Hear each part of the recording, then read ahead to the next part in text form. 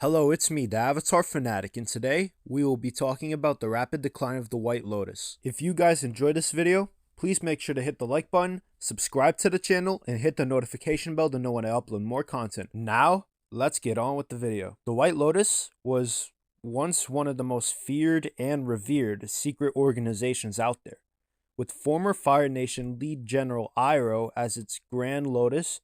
The clan of sorts was a collection of the strongest known grown benders in the world, aimed at protecting the world, and mainly protecting the Avatar in its later stages. The White Lotus's aim was to preserve this philosophy of beauty and discipline in the world. The White Lotus even has a special game where they play, and it's called Pai Sho, where the White Lotus almost have this initiation code formation with pieces of the Pai Sho board to inform other Lotus members that they are also Lotus members. So it's a code they use among themselves. Other members of the White Lotus apart from Iroh were of all backgrounds and of all elements. Former lead Fire Nation Admiral Jeong Jeong was also an invaluable member of the White Lotus. Leader of the Earth Nation city of Omashu, Bumi, was another member of the organization. Pakku, who is leader of a small tribe of waterbenders over in the Northern Water Tribe, was another member, and Piandao, who is a former member of the Fire Nation Army, a bladesmith, and a swordmaster, was also a member of the White Lotus.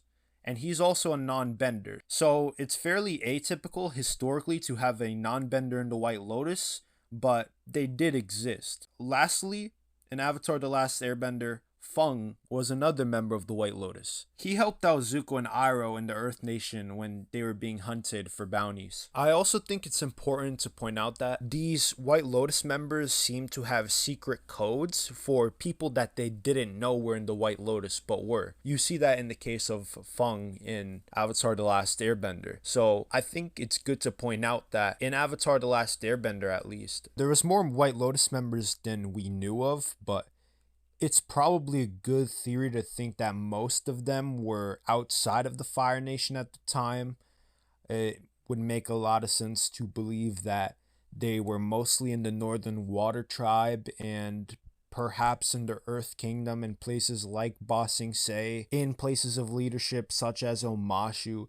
A lot of these Lotus members, you see, they were former high rankers in the Fire Nation or they were leaders in other nations. So it seems like more and more of these White Lotus members are leaders in locations where they were working to keep the Northern Water Tribe and the Earth Nation out of Fire Nation influence at the time. This seemed like almost an exchange where the White Lotus would basically offer protection to a certain city, let's say Omashu. They offer protection to Omashu. They say, okay, if the Fire Nation encroaches on you, if you're a member of White Lotus, if you give us information, if we have a person of high rank in leadership there, then we can offer you protection for this reason. And I think this is a good theory as to why a lot of people in high rank joined the White Lotus overall. And people from the Fire Nation were mostly people who defected from the Fire Nation Army or Navy. Basically people who didn't believe in the Fire Nation anymore and the causes that they were trying to pursue. So they would also join for the reason of redemption and righteousness. Now, going off of Avatar The Last Airbender into the past, we saw in the Shadows of Kyoshi novel, Jin Pa, who is former secretary to Avatar Kyoshi, she was also another member of the White Lotus back in the day. In the Dawn of Yang Chen novel, we also met a very high ranking of the White Lotus in a Unirok. A Unirok was critical in informing Kyoshi about unanimity, which was basically the pile of villains in the novel. We also know of some person aiding the White Lotus in the Western Air Temple where Yang Chen resided, although it was unclear if this person was a member of the White Lotus or if this person was hired to spy on Yang Chen in the Western Air Temple. My intuition would be that they were part of the White Lotus, but that's only from my inferences taken from Avatar The Last Airbender. I would have no evidence to say whether this person is part of the White Lotus or not, but based on how the White Lotus members were employed, it would seem like a good guess to assume that they were part of the White Lotus. These are all encounters before the Legend of Korra that we had of the White Lotus members. The White Lotus was shown to be a big organization patrolling the world and being a crucial organization in removing evildoers. But by the time the Legend of Korra came around, the members of the White Lotus were pretty much reduced to sheltering the Avatar in the middle of nowhere, being terrified for her safety even though the Red Lotus were locked up during most of Korra's training. Amon wasn't a threat the whole time. To our knowledge, no one else was attempting to destroy her directly, though Red Lotus has been in existence for a while. The Red Lotus had also been imprisoned, but were also able to escape on the White Lotus's watch, and it seemed like, at least in the series, the stronger and more prominent of the two Lotus organizations. The sentries we see policing Zahir also seemed like NPCs. We had never seen this many Lotus members before, and this many of them also be terrible against the beginner Airbender. So we have to ask, what happened to them to fall into functional irrelevance and uselessness apart from teaching Korra the first 3 elements that she got taught before the series began? The White Lotus seemed to be a patrolling organization rather than what it used to be, a patrolling organization whose members actually had major skills in combat, liberation, and a major influence in ATLA.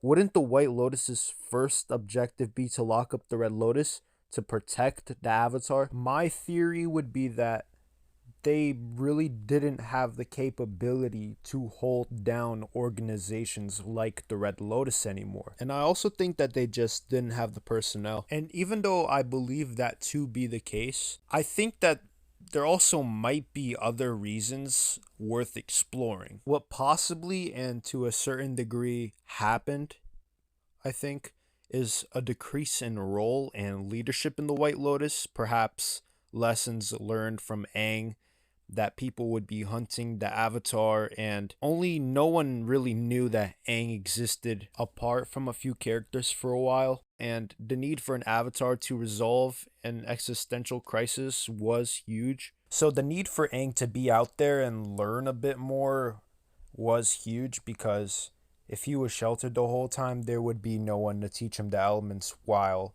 they were basically handed right to Korra from birth, pretty much. Perhaps the Council of the White Lotus were attempting to be more secretive again, more of the espionage organization that they were in the days of Yang Chen and Kyoshi, and kind of went away from that during Aang's reign. But that still would not explain when Korra was in the open, she stopped getting sheltered, she was exposed to the world as the Avatar, even on the news officially, why they were nowhere to be found when the Red Lotus escaped.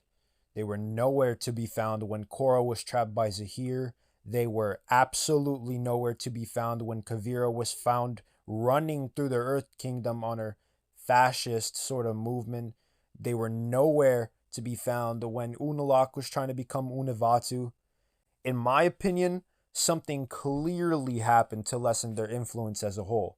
Perhaps some event that was catastrophic to even the existence of the elite members of the organization. Now, we do see them in the first episode, and it's like 4 or 5 NPC people we pretty much never ever see again. They all look old, which would symbolize high rank, but for some reason they did not help like the White Lotus and ATLA. My guess would be exposing themselves is a bad idea because of the people attempting to destroy them. Zahir's crew would have probably wanted them gone due to them aiding the Avatar, and other crews would want the same as well.